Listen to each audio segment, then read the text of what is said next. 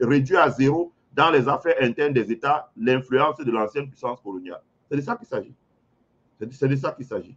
Bon, je vous fais d'abord écouter Félix Houphouët-Boigny pour que vous compreniez l'importance du Sahel. Félix Houphouët-Boigny, vous le connaissez tous. Félix Houphouët-Boigny était le président de la Côte d'Ivoire. Fut le président de la Côte d'Ivoire, Félix Houphouët-Boigny. Et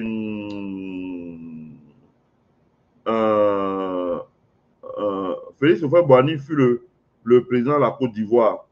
Et au moment où Félix Houphouët-Boigny disait ces mots, n'oubliez pas, il était ministre de la France. Il était dans le gouvernement français.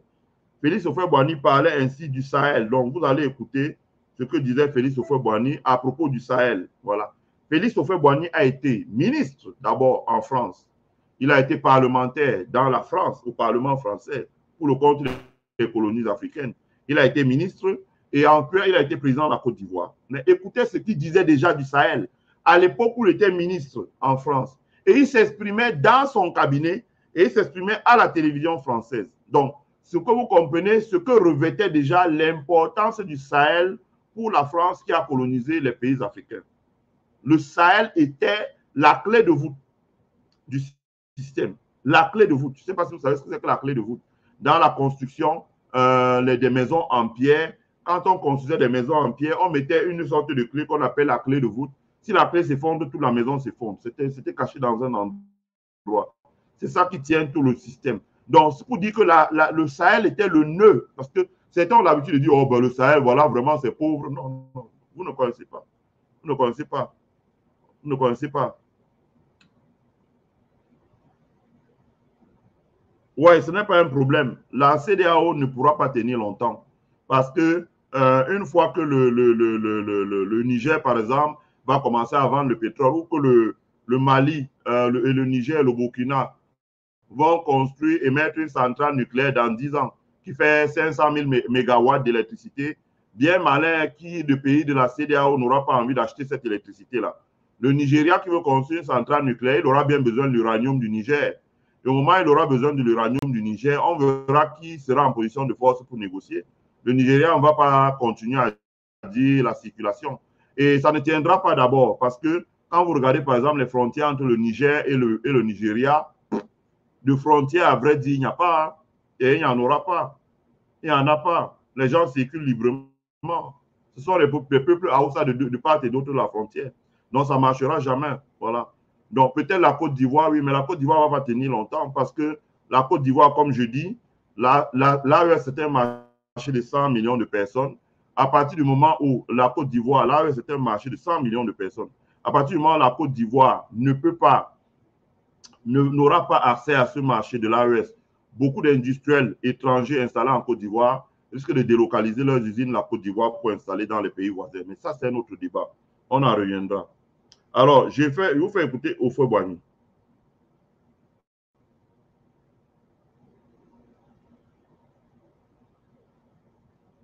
Monsieur le ministre délégué, voulez-vous nous dire à quelles intentions politiques le gouvernement a obéi en créant l'organisation commune des régions sahariennes?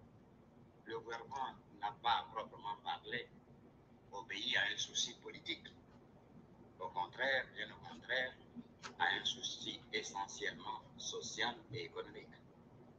En effet, nous voulons, par l'exploitation rationnelle des immenses richesses que recèle le Sahara, assurer d'abord aux populations sahariennes, aux populations des régions limitrophes, l'élévation du niveau de vie et la promotion sociale. Et ensuite, assurer l'expansion économique à l'ensemble franco-africain. Voilà, j'arrête là. Je ne sais pas si vous avez entendu Houphouët-Boigny. Je dis ça pour les gens qui regardent là. Je pense que vous avez entendu ce que Houphouët-Boigny a dit. Houphouët-Boigny était ministre en France. C'était un ministre français. Et le journaliste français, donc ça c'est les archives de l'INA, lui demande, dans le cadre de ce qu'on appelait l'Union française, le journaliste lui demande pourquoi, le son est bas, et là c'est dommage. C'est pour ça que je reprends ça. Il dit, pourquoi est-ce que la France veut entrer dans l'Union du Sahara à l'époque, Houphouët-Boigny dit que c'est pour profiter des immenses richesses du Sahara. Le Sahara, c'est ce que vous appelez aujourd'hui le Sahel. Houphouët-Boigny dit ces mots en 1957. 1957, 67, 77, 87, 97, 2007, 2017, pratiquement 70 ans. Donc, il y a 66 ans qu'Houphouët-Boigny a prononcé ces mots. 66 ans. 66 ans. Donc, il y a 66 ans, le général de Gaulle, Mitterrand, Pompidou, Houphouët, tout ça savait déjà, il le dit bien, Houphouët-Boigny, pour profiter des immenses richesses du Sahel. Et il dit, pour faire profiter de ces immenses richesses du Sahel à la France, dont il était ministre à l'époque, et aux pays vivant autour du Sahara, donc du Sahel. Le Sahel a été toujours la mamelle nourricière de tous les pays africains qui sont des anciennes colonies françaises. Les chiffres de certaines organisations ici aux États-Unis le démontrent. La richesse est partie du Sahel. L'or, le phosphate, l'uranium, le manganèse, etc., etc. C'est le Sahel. C'est parti du Sahel. Ça, c'est Houphouët-Boigny qui explique ça. Hein? C'est Houphouët-Boigny, ce n'est pas un enfant. Il dit bien que nous voulons entrer là-dedans pour bénéficier des immenses ressources du Sahel pour construire la France, mais également pour aider les pays aux alentours du Sahel. Ça veut dire la Côte d'Ivoire, le Bénin, le Sénégal, etc. Tous ces pays ont bénéficié du Sahel. Ça, il faut bien l'entendre. Il faut bien l'entendre. Malheureusement, ils ont conçu ça de manière que pour que ça marche bien, il fallait appauvrir les pays du Sahel. Donc, pour les jeter sur la route. Donc, comme le frère dit là, on ne va plus aller à Abidjan. Mais ça, c'est des histoires dormies debout. Je peux te garantir que c'est plutôt à Abidjan aujourd'hui qu'on ne sait pas comment on va faire dans les années qui viennent. Mais il y a des choses que je ne veux pas dire là. Je continue. Tous les hommes qui se sont penchés sur le Sahara, richesse, dorment aujourd'hui sous le sable. Richesse minière, richesse pétrolière. Mais les moyens techniques financiers à mettre en œuvre pour l'exploitation rationnelle de ces richesses sont d'une importance telle qu'aucune des régions limitrophes n'est capable de les réunir seule.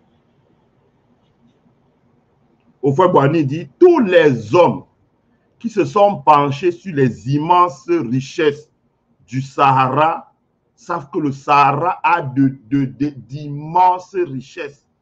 Mais ni le Sahara, ni les zones autour du Sahara n'ont les hommes, la connaissance technique et le moyen financier d'exploiter ces richesses. Bon, ça c'était en 1957. Mais aujourd'hui, là, ce n'est pas vrai. Hein, aujourd'hui, vous avez la Chine, vous avez la Russie, vous avez l'Amérique, vous avez l'Inde. Tous ces pays-là ont du capital et le Canada, etc. Ils sont disposés désormais à investir au Sahara, à passer des deals. Donc, Houphouët-Boigny nous parlait déjà du pétrole, des ressources minières dont il le savait. Il était ministre dans le gouvernement français en 1957. Au moment où Houphouët-Boigny disait ces mots, son pays n'était même pas encore indépendant. Il faut le savoir. Au suivant. Donc, c'est un acte de foi à l'avenir de l'ensemble de l'Union française, mais c'est aussi un acte de solidarité qui nous a guidés dans l'organisation commune des régions sahariennes. Quelles sont les attributions de l'OCRS? L'organisation commune des régions sahariennes doit d'abord faire l'inventaire des résultats déjà acquis. Ensuite, établir les programmes des ensembles industriels, miniers, hydrauliques. Et partir de ces bases pour engager, en vue de leur financement, des discussions avec les pouvoirs publics et les pouvoirs privés, les organismes privés. Les populations locales seront-elles associées au fonctionnement de l'organisation commune? On ne peut assurer le bonheur des peuples sans le concours actif de ces peuples à la recherche de ce bonheur. Aussi, nous avons estimé indispensable l'association des populations sahariennes à l'organisation de la région commune du Sahara. En effet, la haute commission qui jouerait un rôle capital dans notre organisation sera composée, comme vous le savez. Bon, j'arrête là parce qu'après, tout ce qu'il dit là, ça ne nous intéresse pas, c'est du blablabla, c'est la politique politicienne, ça ne nous intéresse pas du tout. Donc, ouais, il y aura ci, il y aura ça. Ça, c'est la rhétorique. Donc, au moins, en tenons-nous là. Donc, comme vous avez vous-même suivi, Houphouët-Boigny faisait remarquer que le Sahara, ce qu'il appelle le Sahara, ils avaient déjà créé en France ce qu'ils appelaient l'Union commune du Sahara. L'Union commune du Sahara. Et quand vous regardez cette Union commune du Sahara, ce n'est rien d'autre que l'AES, ce que vous appelez l'AES aujourd'hui. Donc, en 1957, Houphouët-Boigny, qui était pourtant le président de la Côte d'Ivoire, mais qui était ministre français, menait déjà une réflexion à l'intérieur de son bureau en France sur l'Union commune du Sahara. Il disait qu'il faut intégrer le Sahara. Donc, ça veut dire qu'en France, ce n'est pas la Côte d'Ivoire, le Bénin, le Togo, le Sénégal qui était la préoccupation des Français. Ce qui était la préoccupation, c'était le Sahara. C'est-à-dire que le Niger, le Burkina Faso et le Mali. C'est eux qui étaient la préoccupation. Parce que c'est eux qui avaient les richesses. Et maintenant, la question, c'était comment faire profiter ces richesses aux pays voisins qui n'en ont pas vraiment. Malheureusement, ça s'est retourné qu'on pillait au Sahara et on distribuait plus aux pays voisins et moins, voilà. Et donc, les militaires au pouvoir légalement dans ces pays-là, qui connaissent l'histoire de leur pays, les Choguel Maïga, c'est des gens qui connaissent l'histoire, c'est des historiens qui connaissent l'histoire. Donc, ils ont compris que pour reprendre la main, il faut recréer un ensemble qui les permet d'abord de sécuriser ces richesses-là et de faire profiter à leur population, le Mali, le Burkina Faso, le Niger. Et bientôt, ils seront rejoints par le Tchad et la Guinée-Conakry dans les jours qui arrivent. Ça va se faire très rapidement. Je ne sais même pas si ça va pas se faire avant la fin de l'année. Mais à l'ouverture du prochain sommet, vous aurez déjà la Guinée et le Tchad à l'intérieur. Ça, il faut le comprendre.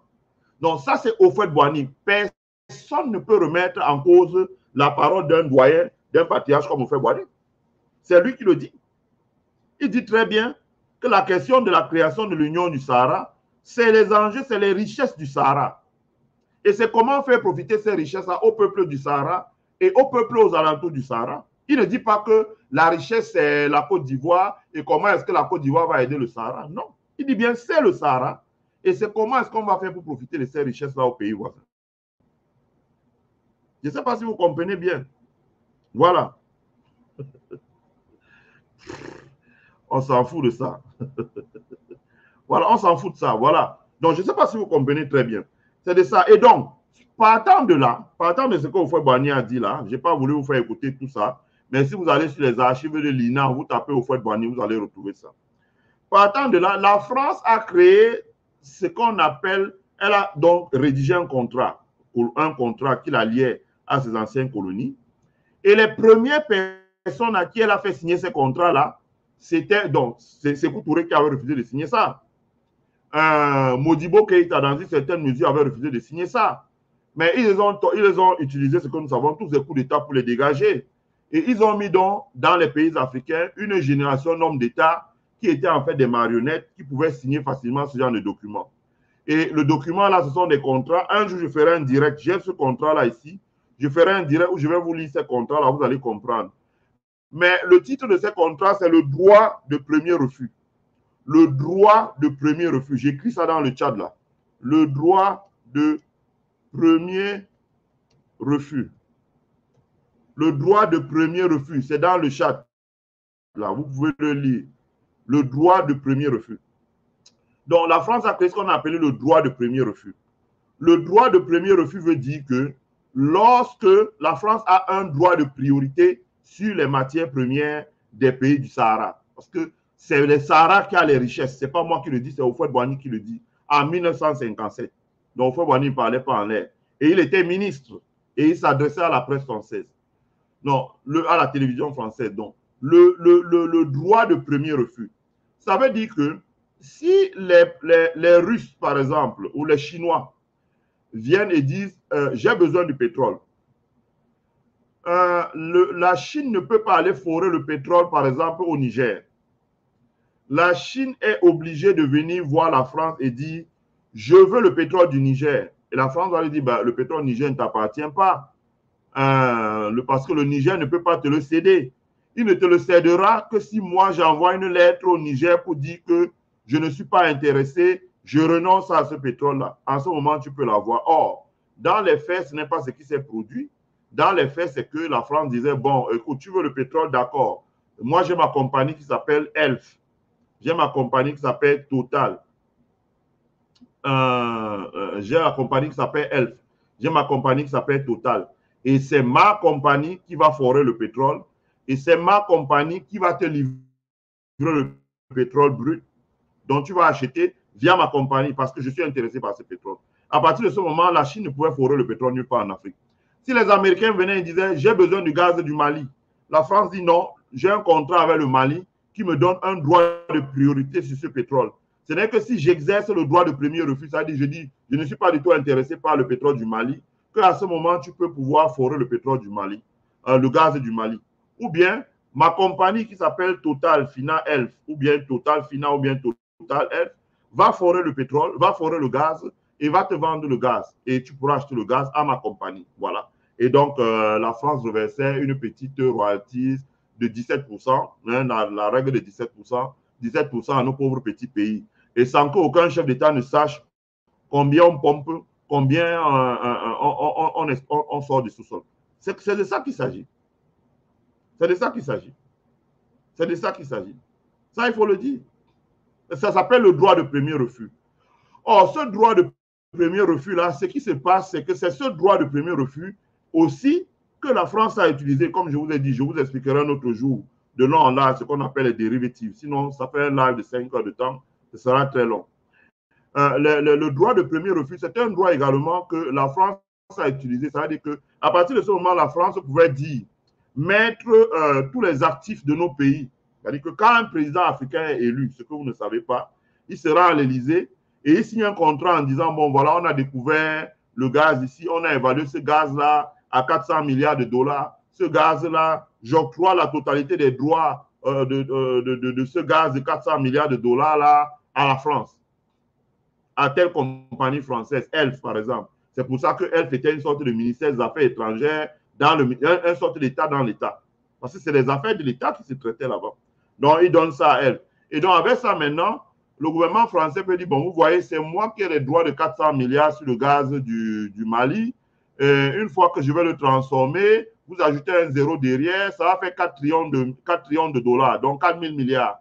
On dit quoi? Avec ça maintenant, les grands fonds de pension américains, allemands, etc., comme les Alliances, tout ça, peuvent maintenant prêter l'argent à la France. Quand la France émet des bons sur les marchés, des obligations, ils peuvent acheter ça pour 100 milliards. Donc la France peut prendre ça, payer ses retraités, augmenter les pensions des retraités, construire des autoroutes pour donner des contrats à ces entreprises multinationales, rénover les écoles, construire des HLM pour parquer les immigrés à l'intérieur, etc., etc., etc. Acheter des nouveaux avions pour sa compagnie. C'est la vérité. C'est comme ça que ça a marché. C'est comme ça que ça a marché. Donc, vous comprenez donc que ce qui s'est joué à Niamey, en réalité, c'est la fin de ce cycle. C'est la fin de ce cycle.